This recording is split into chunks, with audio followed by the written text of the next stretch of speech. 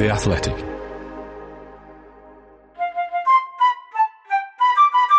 Hello and welcome to the Tifo Football Podcast. I'm Joe Devine, and I'm now joined by Seb Stafford-Bloor. Good morning, Joe. Good morning, Seb. And of course also joined by the one, the only, JJ Bull, the Bulldog, the Bullman, the Big Bull, the Jade Bull, the Bull over watch. Hello, Joe. Hi. How's it going? Really good. I'm very excited to be here. I really hope I don't let anyone down. Here we go. Just leaving a bit of a space there, just to really let that message settle into you, JJ. It's very important that you don't let anybody Thank down, because, of course, this is an important job. And speaking of jobs, JJ has left a national newspaper to work for a YouTube channel. JJ, just talk us through your thinking there, because it seems insane to me. I don't... well, I've done it now, so it doesn't really matter what the...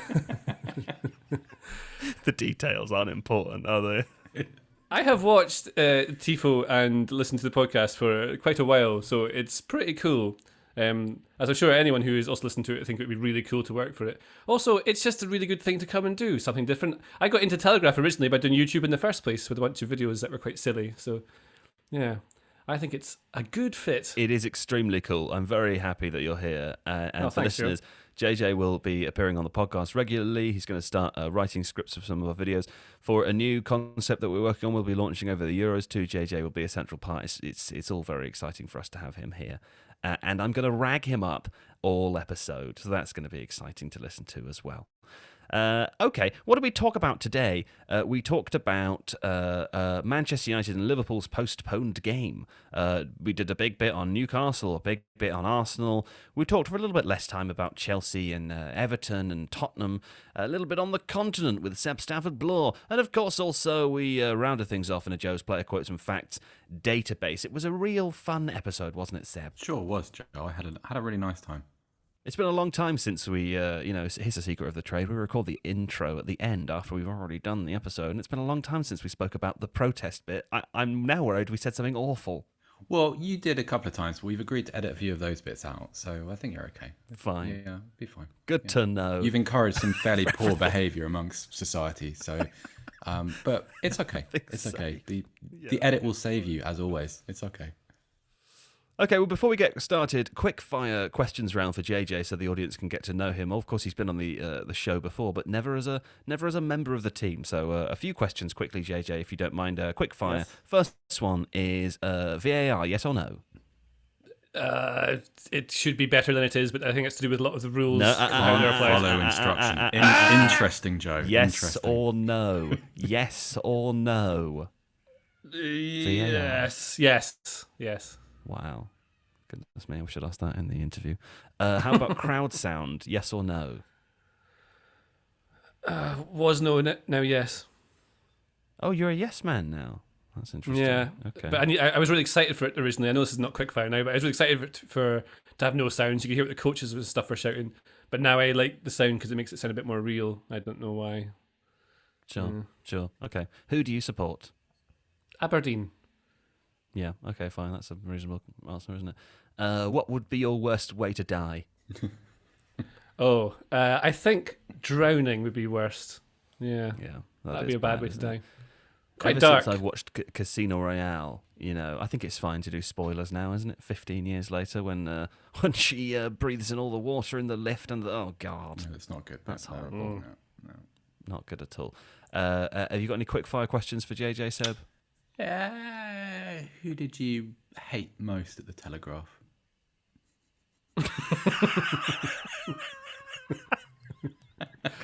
That's the question for after the podcast.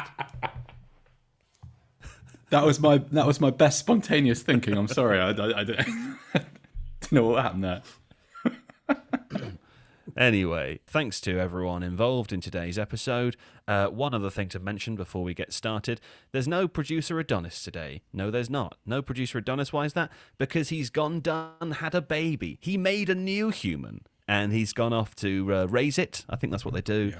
At the beginning, they do a bit of raising, because unlike other animals, human babies can't fend for themselves, can they? They don't come out all ready to spear bore to death or anything. Actually, they can't do anything on their own for a really long time. So much so that it's caused some evolutionary biologists to wonder about this, the origin of humans, because we're unlike many other animals in that sense. Yeah, not like the donkey that gets popped out and then it's stood up within a day and it's grazing, no big deal. Yeah, years we're talking about, years. Adonis will be back before years, of course, but the most important thing now for him is to raise his small human, and we wish him all the best in doing that. To producer Adonis and the newest little Tipo. There we go. Anyway, for now we've got producer Ollie. Many thanks to you, producer Ollie. And maybe one of these future episodes we'll chat to producer Ollie, and we'll find some fun in that. I'm sure we will.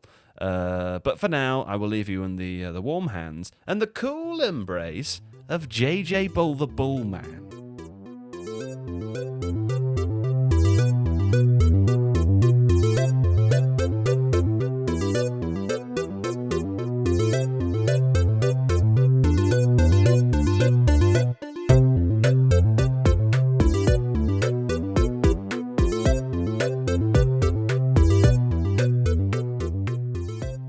Okay, let's begin now with Manchester United P Liverpool. And of course I say the letter P because the game was postponed due to safety concerns after a protest outside and inside the ground. Sounds like there were lots of COVID breaches. I don't know. But the game was postponed anyway. Police were involved in that decision too. Various reports of criminal damage. Adam Crafton did a good tweet though, Seb, where he said to those patronising MUFC fans saying this isn't the way, what would you like them to do? Failed by government when Glazers came in. They tried every form of polite protest. They set up a Phoenix Club. The owners did not engage. What else is left but non-violent direct action? Emphasis on the non-violent there. Yeah, it's interesting because we've seen, not just with Manchester United, but we've seen protests before being kind of patted on the head, Joe. If you think of the many, many demonstrations that have been held around St James's Park against Mike Ashley, for instance, it's interesting that firstly, they seem to get dismissed very, very quickly. And secondly, they tend to receive nothing like the television coverage or the mainstream coverage that what happened yesterday did or what happened on Sunday did. Yeah. And you can't really have it both ways because it's sort of, and let me just preface this by saying that I'm not advocating direct action against football clubs or violence or whatever, but there's a point here in that you can't expect fans just to sit quietly in the corner while something they care about is taken away from them. And in this particular instance, it's been particularly egregious. So yeah, no, I agree with Adam's point. It's difficult because you're seemingly advocating for supporters to protest in a way which is easy to ignore, which kind of defeats the object of the protest. Well, also like protesting sort of within, and there'll be many different takes on this, but protesting sort of within the current system and following all the rules, it's not really protesting, is it? It's kind of like, you go on a march, obviously, and to many thousands of people who do that, some on a regular basis. It can make a difference, and in some cases it does make a difference. But you're absolutely right. There are plenty of football fans at different clubs with different issues that stand peacefully outside their grounds, and they don't do any direct action at anything, at any buildings, for example, and everyone just ignores them. No one does anything, and then as soon as a big group of people step outside the sort of bounds of what is considered to be acting in polite society, it's suddenly a problem. Now, of course, where violence is concerned, that's not cool. And it sounds like from the reports of yesterday that there was actually, in a couple of individual incidences, there was fairly extreme violence. And that sucks because not only does it suck for the victims involved, but it also ruins it for everybody else. Because if this big group of people had just broken into the stadium and the criminal issues in this case were purely, a little bit of criminal damage to Manchester United's property, but essentially a peaceful protest, then I think we'd be having a slightly different conversation. The criminal damage aspect, I haven't seen a kind of full accounting of what happened there, so probably best not to comment. But what I'll say is that football's tendency and the football community's tendency when these kind of things happen. So think of the Bury situation. What you tend to get there, where ownership has done something unforgivable or where fans are being disenfranchised by the actions of ownership, is for a couple of days, everyone sits around, wrings their hands and says, oh, isn't this just terrible? Isn't this just awful? Isn't this the worst thing that happens? And then on like day 4, everyone just forgets about it and moves on. Yeah. And that's not really recourse as a supporter, is it? So it's really difficult. You got to throw yourself in front of the horse, JJ. Is that right? Is that the right thing to say? I don't know. Horses have had it hard in these protests too. Yeah, they did. Exactly. That's true. Good point, JJ. Some of them aren't ready to battle. You know, they weren't asked to do that. They're just nice horses. And here they are. Yeah. The weird thing about it is that also, like, it's not that I don't admire protesters. What I'm trying to say is, but I wonder how much effect it really has on the people they're trying to hurt. Like the Glazers, are they sitting there in their very wealthy room, if you have a wealthy room, watching this on TV going, oh no. Or is it, I mean, what eventually builds, is it that the protests then make you get loads of media coverage so that in turn makes them feel to the point they have to get out or something? I wonder what it does to those people. I'm not sure. Better to do something than nothing for a certain, but yeah. I guess maybe like the protest against the Super League would have hurt the owners last week versus this one. But then again, I suppose it's still it's a sort of very strange modern phenomena, isn't it? And we think about this in the context of football being that broadcasting income is a significantly greater source of income now than match day was, which is something that's happened in relatively recent footballing history. And it's an odd thing, isn't it? Because you sort of think, well, if you're protesting against the stock market, for example, you'd march on Wall Street, and you might be able to sort of stop some people going in and leaving their jobs, or you could have some kind of impact there. Or if you're protesting against a supermarket, you can stand outside and tell everyone not to go in, and that would make a difference, I suppose. But with football, unless you get it taken off the telly, which in a way, I guess they did, it's difficult to actually find a way to do anything that would impact the owners, isn't it? Because there's no one was going to the stadium anyway. You know what's really rubbish about this is that you're right. Like in this instance, actually, it's a success because they have inconvenienced big football in inverted commas. At the same time, though, and this is typical of everything to do with modern football, it's something that has to also inconvenience the supporters themselves. So their victory is to deny themselves the ability to watch the biggest game of their season. I know it's a small thing and it's not really relevant, but it's kind of indicative of, well, the only way you can have an impact as a fan is by making some kind of compromise, make some kind of concession from your own life. And that's that. You wake up on a Sunday morning, Man United, Liverpool, who isn't looking forward to that or dreading it if you're invested in one of the two sides. And so the cost is really paid by the fan themselves. I mean, I don't know, like, do the Glazer family sit around in their wealthy room and pull the legs off spiders? And what does one have in a wealthy room, JJ? Just a lot of gold, I reckon.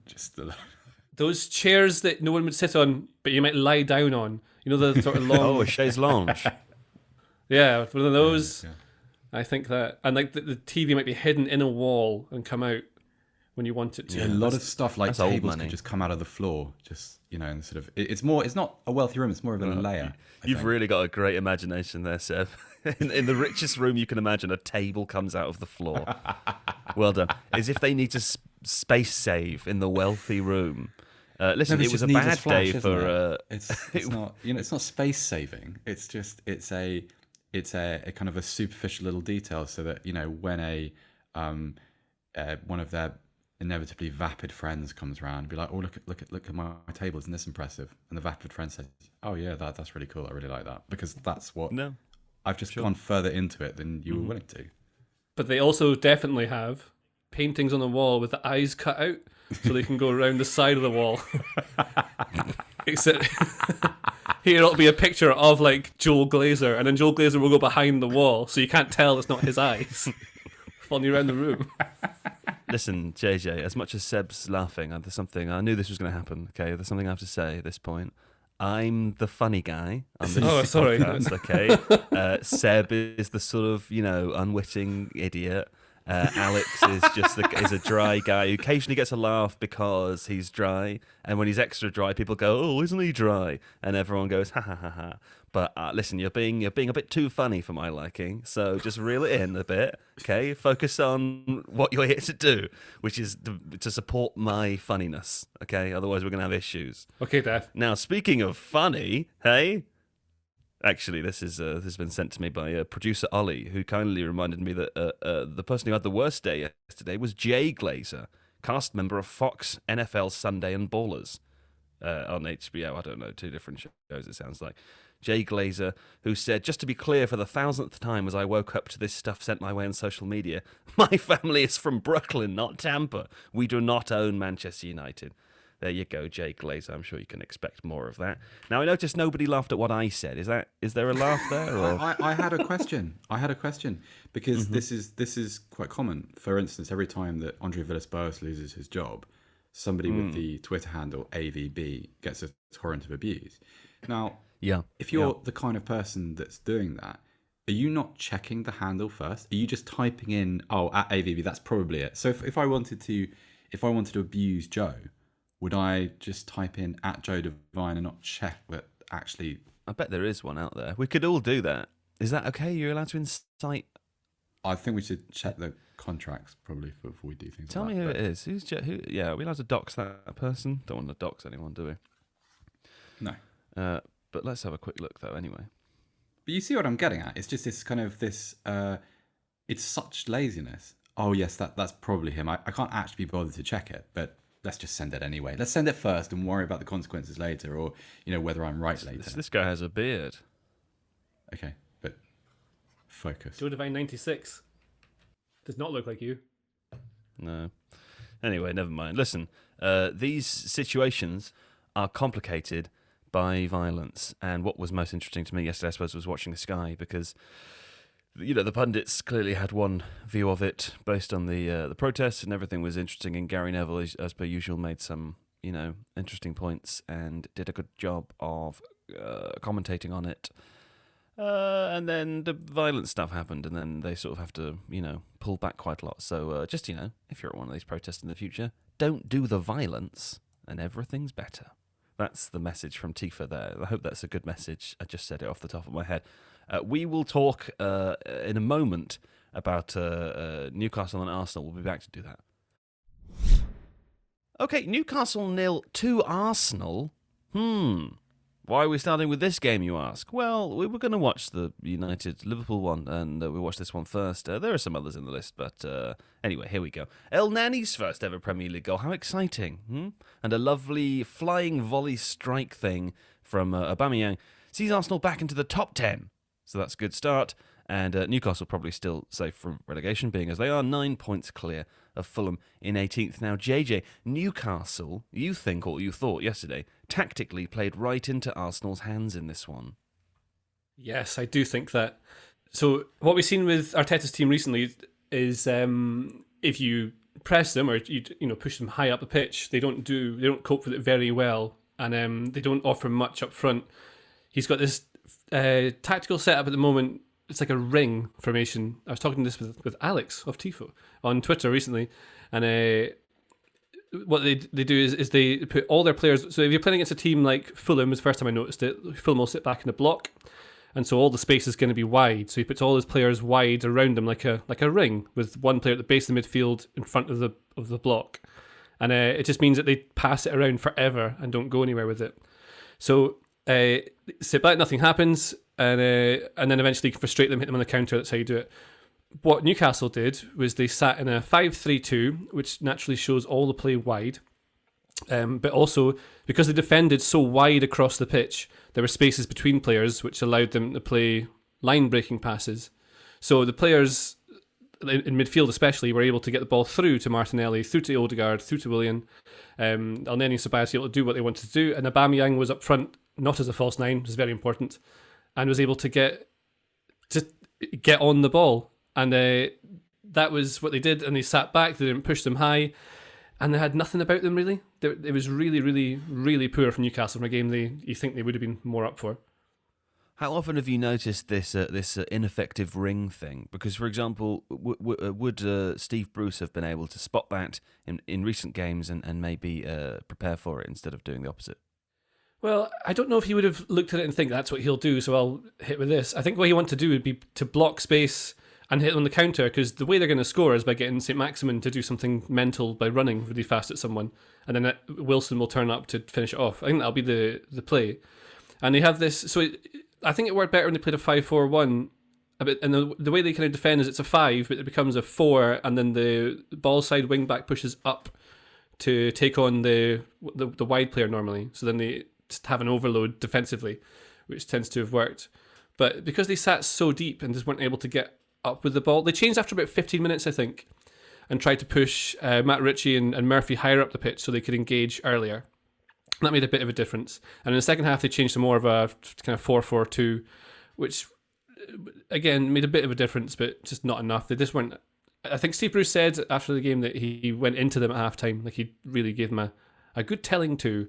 And yeah, I think the problem they have is that their players are not as good as Arsenal's. That was a big problem they had. Right. Yeah. It's a secret of football, Joe, I've learned over a while, yeah. That does make sense. Sometimes I forget about that. Hey, you mentioned Sir Maximin there. Air quotes, Newcastle's best player, right? Yeah, for sure. He's also... it's quite common to say it's a joy to watch, but he really is. He's really fun because he doesn't seem to belong amongst where everyone else is.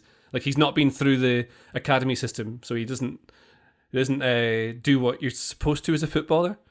So it's a bit of like, you know that It's Always Sunny in Philadelphia episode with a wild card. He's basically that. You put him in and he will do things you don't expect. Yeah, it's like he doesn't even listen to us, man. You know. Yeah, exactly. But it's the thing. He'd be infuriating to play with at five-a-side, and I think Matt Ritchie especially seems to find him annoying to play with because he's always looking at him with his arms out, like pass the ball, which he has started doing more of since he's come back from injury. I've noticed. I wrote a thing, and the last thing I wrote for print before I left there, his passes per 90 are slightly up. His touches are slightly up per 90 as well, but also he's making slightly fewer dribbles, slightly fewer crosses, slightly fewer shots, but his chance creation has gone up as a result. So he's doing more for the team rather than only just running and trying to get on a highlight reel. He's playing the pass, then making the run, and that's making him more useful. Yeah, we were talking about this yesterday, and it struck me that there's a Rocket League analogy in here of a player who, and I'm sure players of the Rocket League will be very familiar with this sort of player. Not to say that Sir Maximin is a ball chaser. That's not what I'm saying. But what I am saying is sometimes you have a team where one player is mechanically much better than the other players on their team, and they score all the goals and they do all the cool looking things and they get the most points by far on the team, but they don't actually help the team whilst doing that. They just kind of solo on the team. Then the team lose anyway, and that person sort of looks at the other teammates as if to say, "Oh, pull your weight. Look at how many points I've got, and it's not my fault we've lost this one." And I think, well, actually, mate, it is, because if you, and then you want to explain it to your TV screen, and you want to shout into a pillow or something. Again, not a ball chaser, but someone who is significantly, mechanically talented above and beyond his teammates. But perhaps that doesn't, or scoring lots of goals doesn't always mean that's the best thing for the team, right? Well, I think so. And how do I explain it? It's a lot of to play to like five-a-side, for example. You get a lot of players at five-a-side who will they will always stand wide up front. So it's probably sevens is a better analogy here, actually. It's seven, so if they're standing wide up top, so you always need your depth and your width is what you need. And if you're standing wide up top, it doesn't actually do anything, because if you get the ball wide, often it means someone has to be deeper in the centre to give you space out wide. Then they'll run into the corner. You just funnel them down the corridor. They stay in that corner, and then they have to go back, because you can't score from the corner at sevens. You have to pass it, but you're often not allowed in the box, so there's no point being there in the first place. So you go backwards. The other team has time to get back and defend, and it's all pointless. But the players who do that, you might hold onto the ball in that time and look cool and be a good dribbler while you're doing it, but it doesn't really help anyone. Exactly. You can do a good dribble, and they might get shot away, but often they just get tackled all the time, and then they moan. They're always moaning all the time about like you not giving the ball to them every single time. But actually, what's better for the team would be if they're just in the middle, not getting the ball, but stretching the defence. And St. Maximin, I think, what I think I've seen is that he's definitely had some coaching at Newcastle, and like he's making far more passes in a game. I think so. Against Arsenal, for example, he made 24 passes, which is compared to like Matt Ritchie at 29 is quite a lot. There are games before, I don't have the numbers up in front of me, but in past games he would have the fewest passes of like any Newcastle player on the pitch, but he'd also have about 29,000 dribbles, which. If you're trying to get out of your defensive shape, either you can get him to do it and it looks cool, and he's running 80 yards and leaving like fire trails behind him, but you could also just hoof the ball and chase it up and win the second ball. Like it's sort of the same thing. I've got some sympathy for him though, because if you ask someone like Sam Maximin to be a system player in a Steve Bruce system, it feels like that's a really, really good way of negating any positive effect he might have. Like I speak with as someone who doesn't have to suffer the frustration of him being on my team. I don't have to, deal with the kind of the Matt Ritchie situation, for instance. But if you just wanted him to be,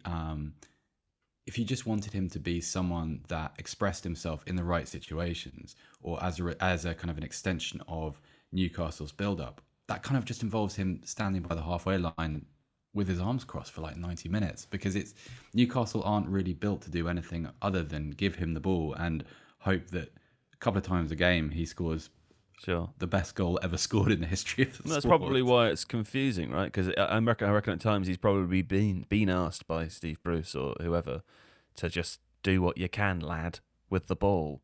It feels like that, doesn't it?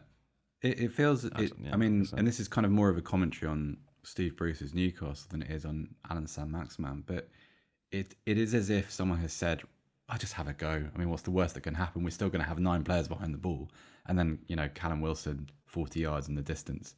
But it's difficult. It feels like that's a legitimate part of Newcastle's game plan, for better or worse, is right, just give Alan the ball and let's see what happens. Let's see if he does score that goal. Speaking of Newcastle's game plan, speaking of Big Brucey, Dr. Bruce, Steve Bruce, they'll probably stay from relegation, right? But there will still be supporters looking for change in the summer. And under Ashley, we've seen lots of managers come and go. Even if Steve Bruce did go in the summer, which I think is far from certain now that safety is almost guaranteed, not quite. What is the short-term route to being less fucked? I've written down here. I don't know who wants to answer that. It's a toss-up. Off you pop. I'll have a go at that one. The secret, I think, is buying better players. Yes, I believe this is the solution. I am not a big fan of the 5-3-2. It is a 5-3-2, not a 3-5-2 that they play.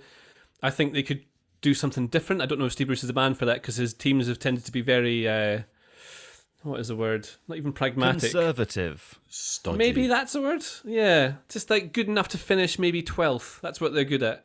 And you might have a brighter, younger manager who comes in and they could take them up to... I mean, where's the glass ceiling now? It's something like 8th, isn't it? You just can't really get above that unless you are taken over by a small state. Country. So sure. Yeah.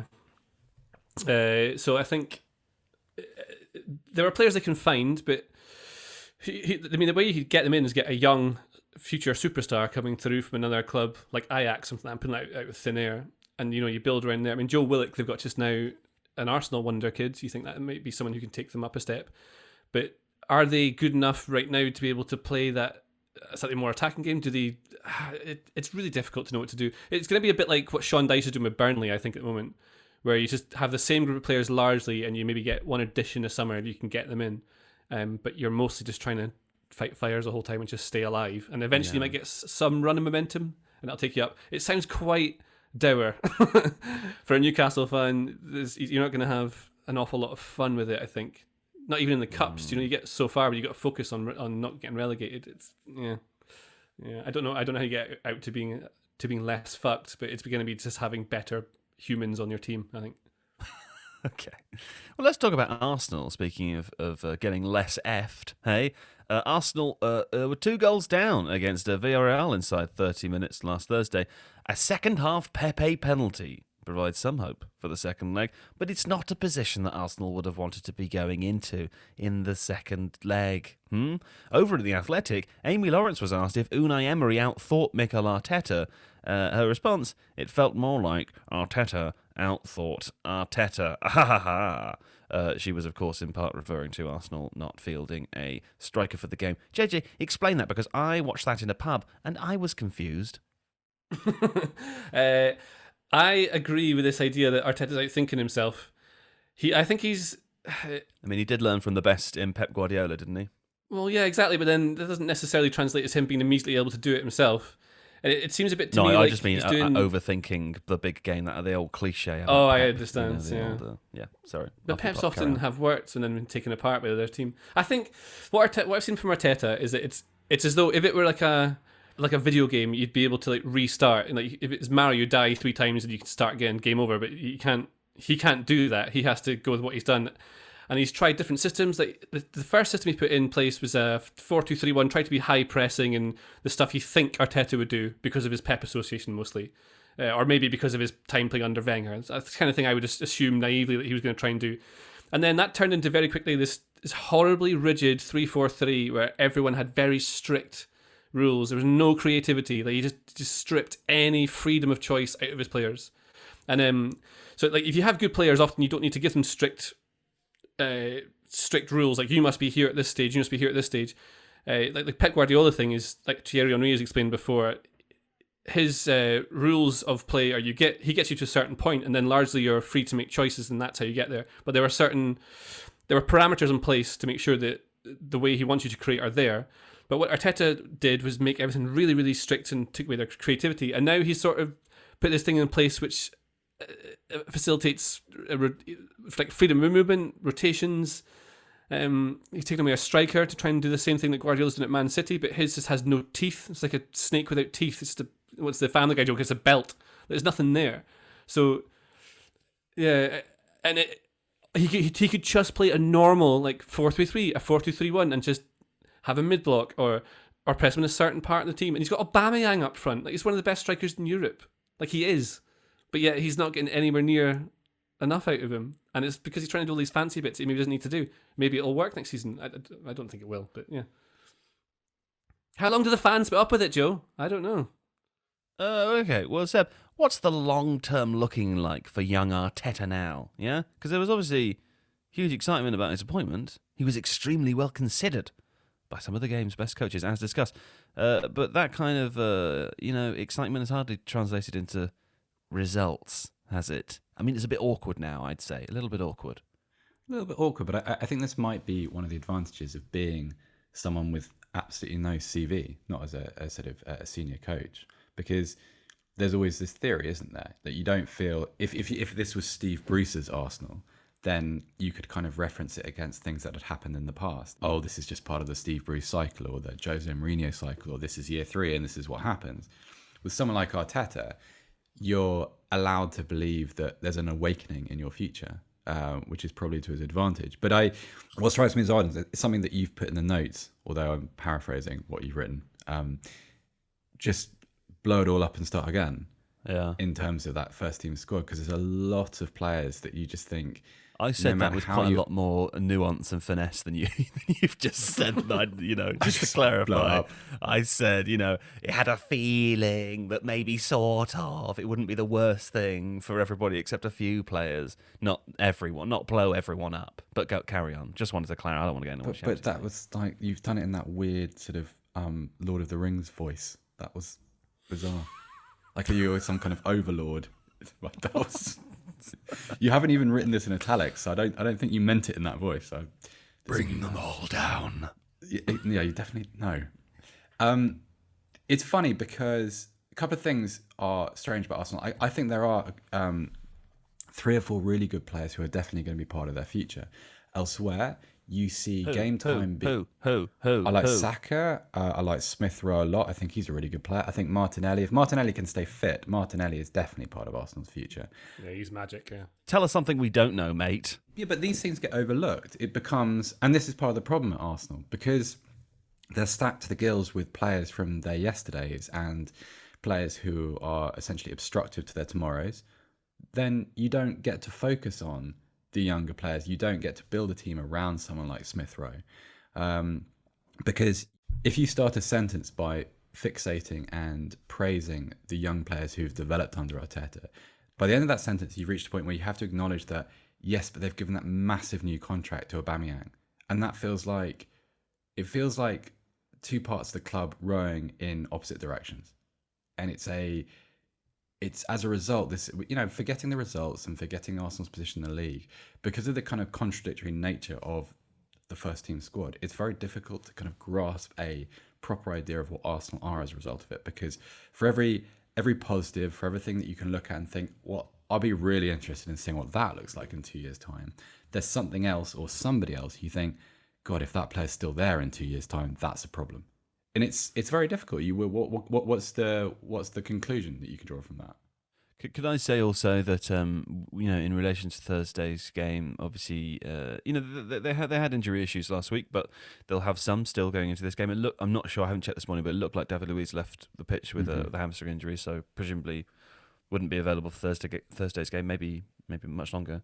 But even if they are to sort of overturn the deficit against Villarreal, is it unfair to say that you can't really see this Arsenal side beating Man United in the final? No, I don't see that at all. Also, that Villarreal result, let's not forget that actually Villarreal were far superior, and that just wasn't a penalty. Yeah.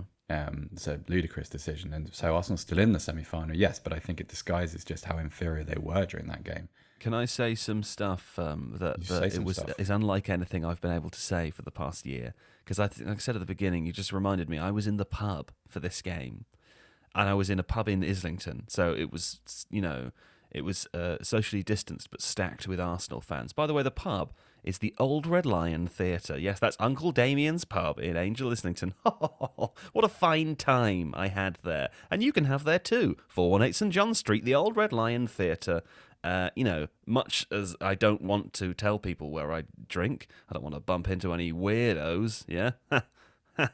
Uncle Damien has asked me has repeatedly asked me to say, please tell people about us. Nicest man in the whole of North London as well, Uncle Damien. Nice guy. Yeah, he is. Nice guy. There's a lovely couple of viewing decks for the football anyway, but this gave me a taste. I feel like I put my finger on the pulse. You remember what that was like when you were around the people and you heard the vibe, and the vibe changed and swelled and peaked, and they were really unhappy with Arteta. I can tell you that.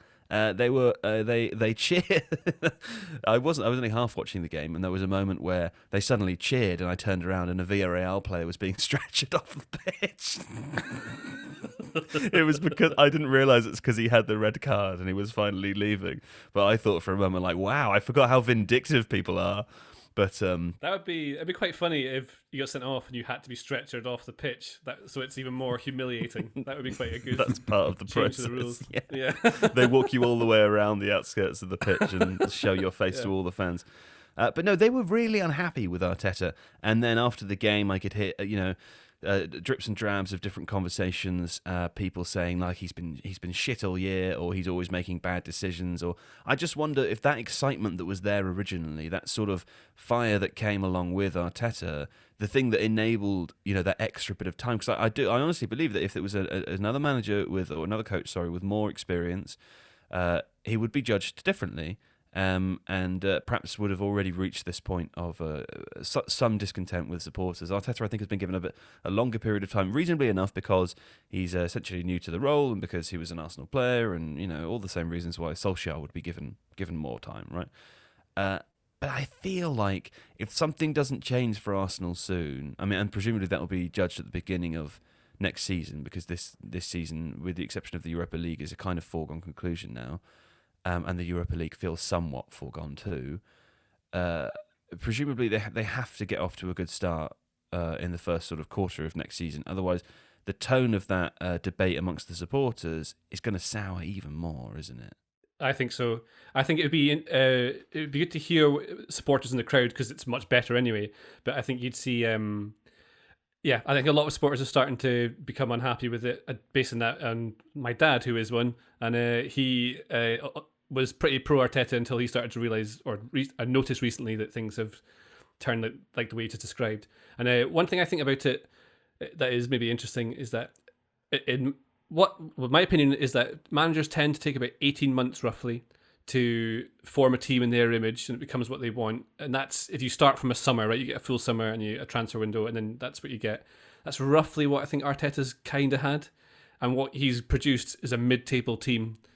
And I think you can judge a team really on their league performances. Like cups, you can get through the random knockout game and stuff like that. And Europa League, mostly they're against teams who should be inferior, particularly if you look at it from like an economic point of view and how much the wages cost and stuff like that. So yeah, I would say he's seriously underperforming, and I don't know quite why he's getting such an easy ride of it. Because, for example, like Solskjaer was like ridiculed for ages and ages. Everyone thought he was nonsense. But there's a big difference between being a very good coach and being a manager. Yeah. And it might be that he's sort of learning that on the fly at the moment. Do you think there's some value in I mean, just being a manager at a club where there are so many other things perceived to be going wrong at the same time? That's very similar to the Solskjaer situation. Well, you sort of ride the wave a little bit. Yeah, because particularly at Arsenal, we've seen 2 or 3 sort of executive level reshuffles. We've seen some very high profile exits.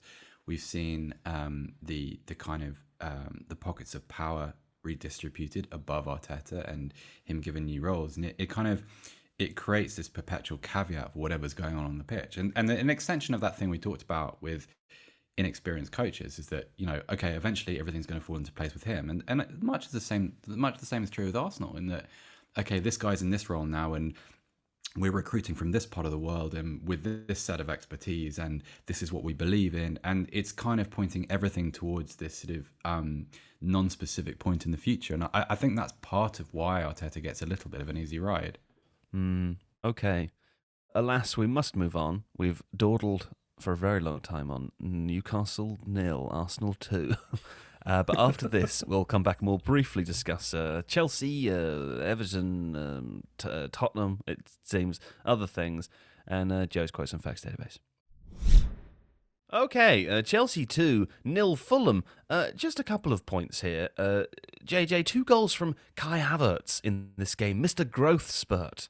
Is he peaking? Is it happening?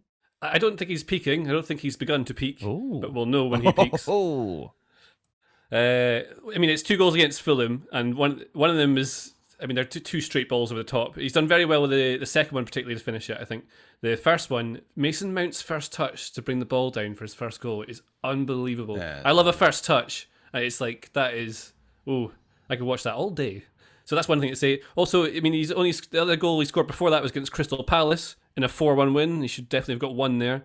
And before that, yeah, nothing. So he's slowly maybe getting used to what he's involved with, but only doing well against the good teams. Like, he didn't do anything in his brief appearance in the FA Cup final. He did nothing against Brighton in a 0-0. I assume we all think he's going to do quite well, but it's just, this has been a year of adjustment for him. But he's not peaking yet, though. No, okay. I'm excited to see him peak. I like him. Yeah, I like him too. Seb, Chelsea are firmly 4th as we speak. I mean, West Ham play tonight, and this is released tomorrow, so it's a good chance this will be completely inaccurate by the time that this is released. But currently, they're 6 points clear of West Ham in 5th, with a transfer window ahead of them and good performances since Tuchel's appointment. Could they challenge next season? Could they? Yeah, of course. I mean, I think we talked about this last week or about 10 days ago. If they gave the same amount of attention to their back 6 as they did their front 5 last summer, then you're going to have a huge improvement. And if they were able to go into next season with new centre-half, perhaps a new goalkeeper, maybe a new right-sided fullback, absolutely, of course they would. And if you work on the basis that they've improved dramatically over the past 3 months, if you parlay that improvement further forward for about a year, then goodness me, they could be a good side. And I always like it when you've got a group of players who are roughly the same age and developing in the same part of the team. And if you think about that triangle between Mount, Jay just mentioned, Werner and Havertz, if you developed a long-term relationship between those players, that's a really, really good unit. And a really, really watchable unit too. That could be cool. Okay, well, it sounds like we've already talked about this. Moving on. Everton 1, 2 Aston Villa. Goals from Watkins and El Ghazi. Sandwiched 1 from DCL to take Villa within 4 points of Everton in the table. How exciting. Ancelotti said after the game it was a cruel blow to their faint European hopes. Not actual quote, lol. Although, weird Everton news, big rumours about Philippe Coutinho as a possible summer transfer, JJ. Oh? Yeah. Is he what they need? I don't know. I'd assume that James Rodriguez would be going if they got one of him, or would they have both of them? That feels very lavish. Feels decadent. Yeah. Yeah, that feels like too many. Coutinho might. I don't think that's what they need. He's not for me. Who do you think they need? I mean, what they want is someone like Harry Kane. Like, just like some amazing player. Like Neymar. That's what they need. Right. He might be available. He might be available. Yeah. Okay. Seb, is it fair to criticise Ancelotti? You know, because we pay attention to Everton when they're good, less so when they're not. Injuries, yes, but you've written this question and I don't really know what you're trying to ask. Would you ask it and then answer it yourself? Okay. Right. Is it fair to criticise Carlo Ancelotti? I think yes, because I think if you look at some of the performances, and Fulham at home, Burnley at home, the draw with Palace when they absolutely dominated and yet somehow inevitably conceded that equaliser. Like I think Ancelotti, I like Ancelotti. Me too. Yeah, but I think that's the issue, is that we like him and so we give him a little bit of a wide berth. I want to go to a vineyard with him. He'd be able to talk you through the vineyard. You know, I want to sit at a sort of rustic wooden table in a Mediterranean sunset and eat sort of Greek food that I didn't think I liked, but when I'm with him, I like. You know, I want to go there. And there's a kind of a warm, balmy sunset, and you can see for miles and miles and miles. Yeah, that sounds like you're describing a very romantic evening with Carlo Ancelotti. That's very. And he knows the owner too. He definitely knows the owner. Yeah, he would know the owner. Yeah. The point is this: I won't have it. Though, if this was Jose Mourinho, we'd be all over him. I think because. Oh sure. Because it's the tax that a manager pays for not being that likable or for being antagonistic. And I think it's fair to ask for a little bit more, because it's not just the results, because we've talked about the glass ceiling, we've talked about what Everton need and what they have and what they don't have, and those are all fair points. At the same time, the tone of the performance sometimes is less than encouraging. You don't think with Everton, this is a team in progress, this is a team that in a year, 18 months' time is really going to be somewhere. You're thinking, it's okay. If this player gets on the ball, they might do something with it. If this player doesn't, then that's probably a good thing also, and that's indicative of the kind of the holes that are in that first 11. But I don't know. I think it's under par at the moment. Okay. Well, let's move on. Tottenham 4, Sheffield United. I heard that Gareth Bale scored a hat-trick. I didn't watch this game. He did indeed, and it's that's 9 goals and 8 Premier League starts, which not to bring him up again, but not great luck for Jose Mourinho. That. Why not? Didn't he buy him? No, it was made very clear by Mourinho that was a loan deal spearheaded by Daniel Levy. That was very much his transfer. Also, Jose Mourinho made a sort of habit of kind of pointing at Gareth Bale whenever things didn't quite go to plan. Had a few sort of moments when he ostentatiously benched him for games that you thought he might have suited playing in. Right. This was fun. It was a relief. Caveats about the opposition aside, because Sheffield United are doomed and deeply flawed, sadly. But Spurs were good to watch. They're aggressive and they're imperfect. Their choice of passes in the attacking third wasn't always great, and Harry Kane had a really strange night where he just could not stop missing. But it was fun, and there were little reference points back to Mauricio Pochettino's time at the club, where there's rotation amongst the attacking players and inside forwards and number 10s and centre forwards all dropping into different positions and being incredibly difficult to pick up. It was like watching a little carousel at the top of the pitch, and it was fun, and it was everything that this season hasn't really been for Tottenham. And let's not sort of translate that into a kind of Ryan Mason must be immediately appointed as Tottenham manager now, but it was just refreshing. Mm-hmm. It was a nice balm, an anecdote to what the season's been. Yeah. I'm not happy.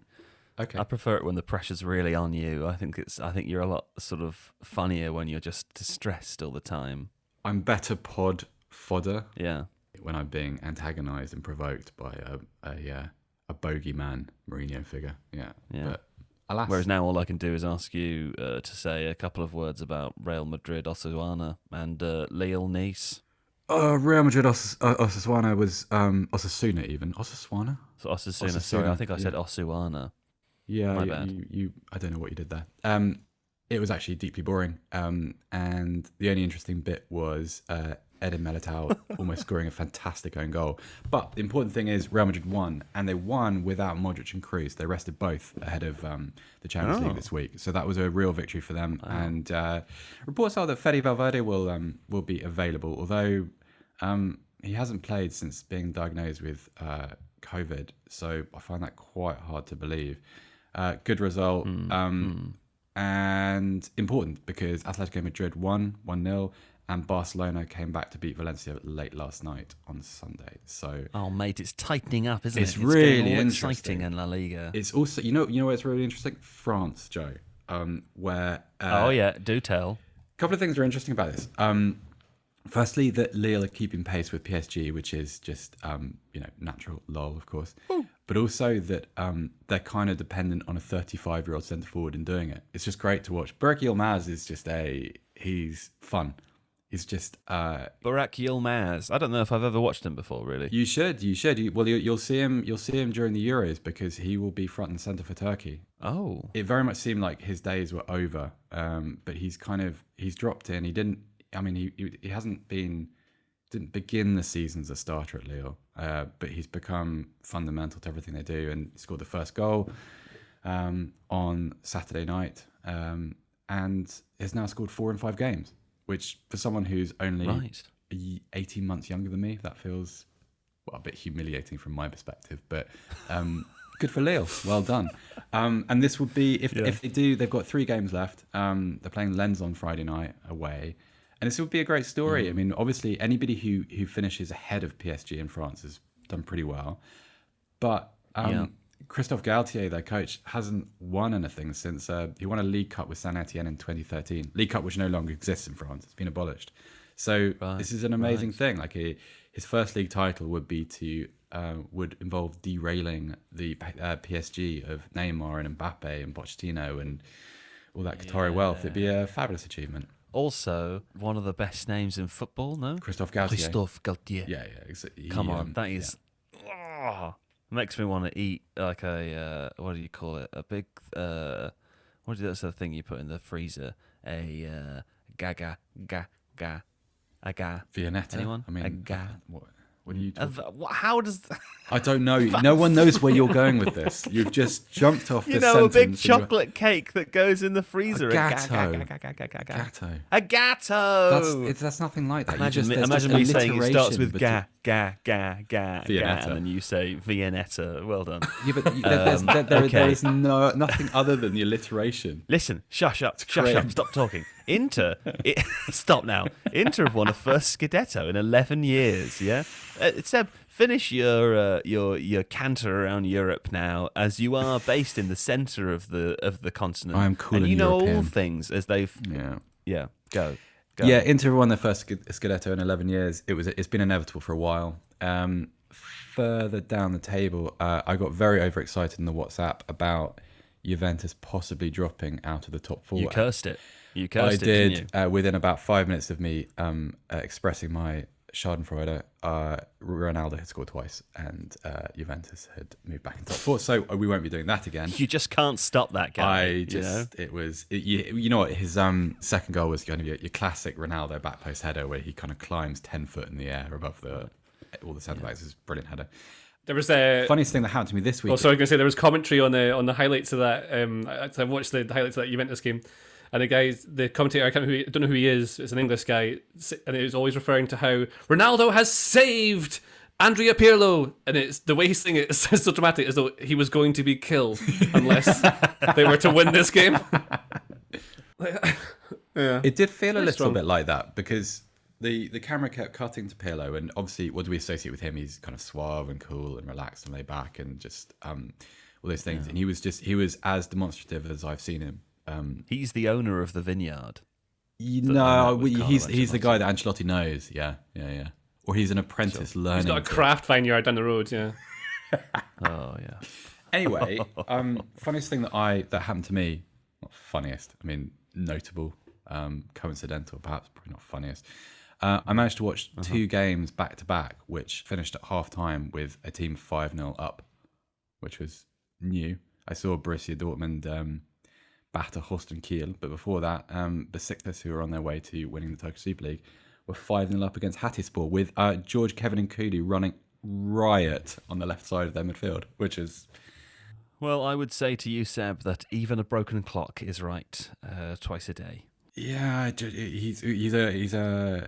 I never thought I'd see a football league in which Nkudu was a force. Like it's strange. I was talking about you. I don't know who Nkudu is. I was saying that you. Never mind.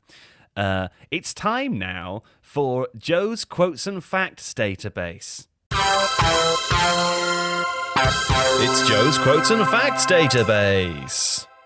Okay, we're in the Quotes and Facts database now, deep in the database where all sorts of data can be found. And we'll find some now. We're going to go to Manchester United this week because I realised we hadn't done them before. And we're going to start, of course, with Edinson Cavani, current hero of Manchester. Yeah? I don't know if he is. According to lifebogger.com, now, JJ, you'll hear me reference lifebogger.com quite a lot because they're a great website that you can go to and you can find out about the life stories of almost any player who's over a certain level of fame. That's lifebogger.com. According to lifebogger.com, Edinson's father, Lewis Cavani, would take Edinson hunting. He loves it as a hobby. So I'm reading from Lifebogger now. His hunting spree of wild boars and bush pigs is usually done in the dead hours of night amid the hillside woods of North Uruguay. Wow. Continuing, Lifeblogger shows a picture of Cavani's dad holding a rifle and says, below is Mr. Lewis Cavani handling a .243 caliber rifle, which he had just used for his nocturnal hunting session with his son, killing, and get this, killing 2 boars, 6 hares, and apparently, according to Lifebogger, some protected creature that we're not allowed to reveal in this blog. Wow! I don't know. That's probably not true, by the way. I certainly wouldn't want it to seem that this podcast was accusing Edinson Cavani of illegal poaching. But, you know, Lifebogger is. So what are you going to do? Lifebogger. Oh. Anyway, this is the quote now. This is the quote bit. And it's I really like the idea that that's where Cavani developed his excellent movement. In the box, like hunting in the night, nocturnally darting from bush to bush between trees and trees to jump on a boar. I assume he's doing it with his hands. He's got a rifle, but he doesn't need them because he's already there. That was a duck call there. That's my duck call. And I figured I'd do that because I hit the duck call whenever someone hits the nail on the head or hits the nail on the duck head. Hits the boar on the square face. ass. Yeah. Because the quote now of the Joe's Player Quotes and Facts list for Edinson Cavani and JJ, I think you're going to like this. Speaking to the Telegraph, Cavani said, "You must wait, and then act immediately. You have to be ready for the moment when it's time to attack. It's the same in football. As a child, I didn't connect one with the other, but as I grew up, I realised that these skills are especially important for a striker who wants to score lots of goals." Now, he's talking about fishing rather than grappling a boar with his body. But he's still, fishing and hunting. They're all part of the same magazines. So it's basically, that is, one more time. That's the duck on the head. There we go. Okay. It's the duck on the head. Okay. The next one now, we're going to be over here soon, guys. The next one, Harry Maguire. Harry Maguire. He's a centre-back. Apparently, Harry Maguire's nickname, is Hefty Hardman. Did anyone else know that? Absolutely not his nickname. It's Hefty Hardman. Who's called him that? Are you saying that there are people in this world that see him in the distance and say, "Oh, Hefty Hardman, good morning." Saved on their phone. Oh, look. It's him calling me again. Well, it was according to lifeblogger.com, and then I did Google it, just say, like, this can't be right. Like, this has to be just a weird I'm convinced whoever runs lifeblogger.com, English is a second language, because a lot of it looks like it's Google translated. It's just the strange way. So I thought maybe that's something else. It does appear on a few other sites. It's possible that they're all taking it from Lifeblogger too, but nevertheless, Hefty Hardman is his nickname. And according to lifeblogger.com, again, really leaning hard on Lifeblogger here, not much is known about his dad. Quote, unlike his mum, who many believe is a strict disciplinarian. But there's no context for that at all. That's just a standalone comment. Not sure why many people believe that. Maybe there's something I don't understand. Maybe it might be a reference that's gone over my head. I think it's her stats from Football Manager. It probably is. It's probably the way that she decides to manage the players, the kind of tone that she uses when she talks back to people. Strict disciplinarian. Okay, Harry Maguire's quote now. Here we go. Quote, what's more important is me trying my best to keep my feet on the floor, staying humble, and letting my ability, and not the bin bags, do the talking. Of course, that was in reference to when Harry Maguire was papped, arriving at an England training camp with a bin bag full of dirty boots, apparently. He said, all the other players had bin bags too. I was just the one that got in front of the camera, you know? That's it. There you go. That's a bin bag. And that's the end of Joe's Player Quotes and Facts database. We'll be back next week with more, probably more from lifeblogger.com. Seriously, check out Lifeblogger. A lot of fun you can have on there. Anyway, that's all for now. We're at the end of the episode now. Many great thanks to Seb Stafford-Bloor. Thank you, Joe Devine. And thanking you, JJ Bull, new arrival. How do you feel that it went? Oh, I had great fun. I was still really laughing at that Cavani bit. That's I enjoyed that. Duck on the head. Well, anyway, we'll hear more from JJ in the future, as he's an employee now and contractually obliged to appear on the podcast. So you can look forward to that. But of course, thanks to producer Ollie as well. Wishing all the best to producer Adonis and family. And we'll be back on Friday with some discussion of the European midweek. But until then, farewell, T-Pose. Au revoir.